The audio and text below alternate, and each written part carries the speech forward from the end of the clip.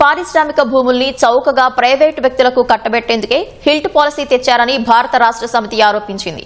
BRS నిజ నిర్ధారణ బృందాలు హైదరాబాద్లోని పారిశ్రామిక వాడల్లో పర్యటించాయి.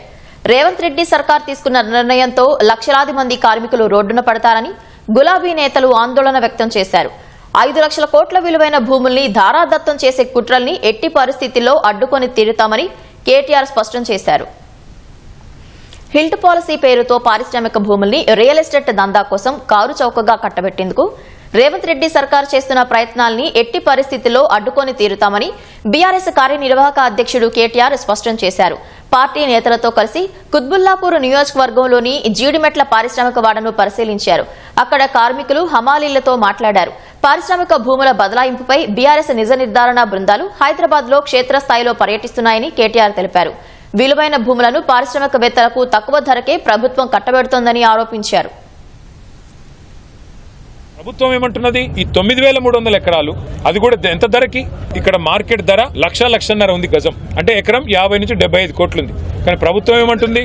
రిజిస్ట్రేషన్ ధర 12,000 ఉంది. ఇక్కడ 4,000 రూపాయలు కడితే చాలు గజం, అంటే ఎకరానికి 1,60,00,000 ఇది అవుతుంది అనుకుంటా.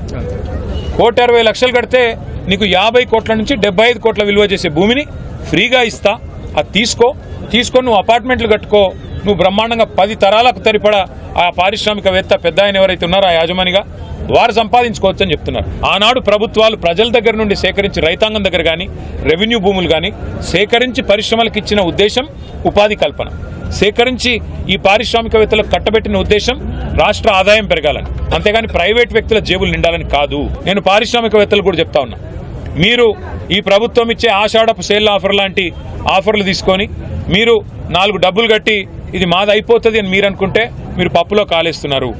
ఖచ్చితంగా మళ్ళీ వచ్చేది బీఆర్ఎస్ ప్రభుత్వమే. మేము ఈ HILTP అనే పాలసీ ఏదైతే ఉందో దీన్ని ఖచ్చితంగా రద్దు చేస్తాం. ఇవాళ ఎవరైనా డబ్బులు పెడితే మీరు నష్టపోతారు. ఈ ప్రాంతంలో 3-4 లక్షల మంది కార్మికులు ఉన్నారు, మరి మేమెక్కడ పోవాలా అని వారు మాట్లాడుతున్నారు. అంటే నిజంగా ఒక పరిశ్రమను తరలించాలంటే కూడా కొంత ప్లానింగ్ ఉండాలి. ఆ పంపించే కాడ అందుకే మా ప్రభుత్వంలో ఆనాడు ఫార్మా సిటీ అని పెట్టాం. ముచ్చెర్లలో 19,000 ఎకరాలు ఈ పరిశ్రమలు తరలించాలి అంటే అక్కడ కాలుష్యం రాకుండా జీరో ఎఫ్లూయెంట్ పెట్టి అక్కడ తరలించాలని మేము ప్లాన్ చేస్తే ఈయన వచ్చిన తర్వాత రేవంత్ రెడ్డి గారు అక్కడ కూడా రియల్ ఎస్టేట్ దందా చాలు చేసినాడు. ఫ్యూచర్ సిటీ పేరిట అక్కడ రియల్ ఎస్టేట్ దందా, ఇక్కడ HILTP పేరిట ఇక్కడ రియల్ ఎస్టేట్ దందా. పరిశ్రమలు తెచ్చేది తెలియదు, ఉపాధి కల్పించేది తెలియదు. దీని వెనకాల దాగి ఉన్నది 5 లక్షల కోట్ల కుంభకోణం. ఈయన అనుముల రేవంత్ రెడ్డి కాదు, ఈయన అవినీతి అనకొండ. ఈయన అన్నదమ్ముళ్ళు, ఈయన చుట్టూ ఉండే కొంతమంది రియల్ ఎస్టేట్ మాఫియా, వాళ్ళందరూ కలిసి ఈ 9,300 ఎకరాల మీద కన్నేసి వాటిని కాజేయడానికి లక్షల కోట్ల రూపాయలు ఢిల్లీకి కప్పంగా కట్టడానికి, ఢిల్లీ పెద్దలకు పంపి పదవులు కాపాడుకోవడానికి మూటలు పంపి చేస్తున్న ఒక కుయుక్తి. దీన్ని బీఆర్ఎస్ అడ్డుకుంటుంది. సనత్ నగర్ పారిశ్రామిక ప్రాంతంలో మాజీ మంత్రి తలసాని శ్రీనివాస్ యాదవ్, ఎమ్మెల్యేలు ముఠా గోపాల్, కాలేరు వెంకటేష్, ఎమ్మెల్సీ నవీన్ రావుతో కూడిన నిజ నిర్ధారణ బృందం పర్యటించింది.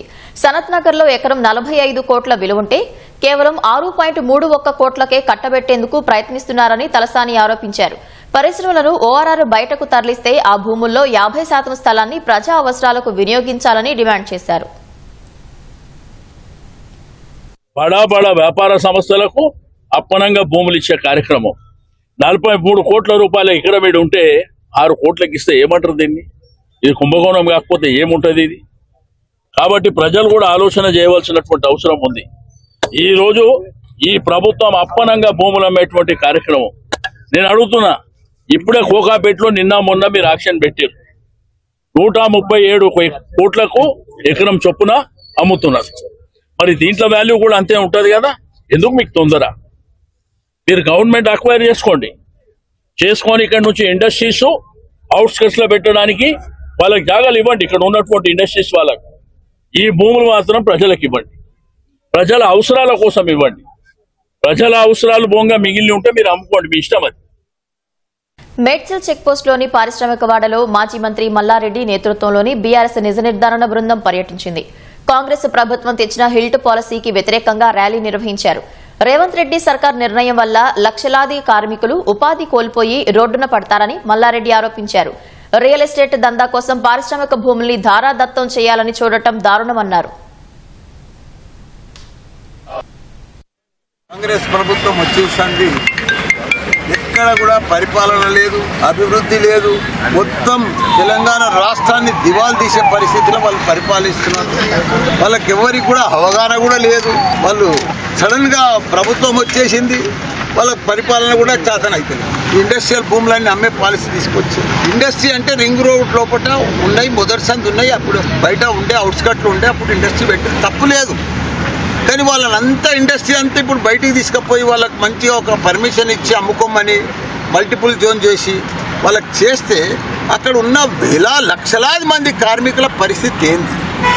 వాళ్ళ పిల్లలు చదువుకుంటున్నారు, వాళ్ళకి ఇళ్ళ కిరాయిలు కడుతున్నారు, వాళ్ళు ఇళ్ళ ఇండస్ట్రియల్లో పనిచేస్తున్నారు. ఇప్పుడు మేడ్చల్ 113 ఎకరాలు ఉన్నాయి, పెద్ద ఇండస్ట్రియల్ ఉంది. కొన్ని 30, 40, 50 ఏళ్ల సందర్లో పనిచేస్తున్నారు కార్మికులంతా కూడా. ఇక్కడనే ఇల్లు తీసుకొని కిరాయికుంటున్నారు, వాళ్ళ పిల్లలకు స్కూల్ ఫీజులు కట్టుకుంటే బతుకుతున్నారు. వాళ్ళ బతికేం కావాలి? ఈ ఇండస్ట్రీ ఆయన పోయేటాడు, ఇక్కడ మంచిగా ₹1,00,000 గజం వస్తుంది, బయట పోయి కొట్టాడు. కానీ వాళ్ళ పరిస్థితి ఏంది?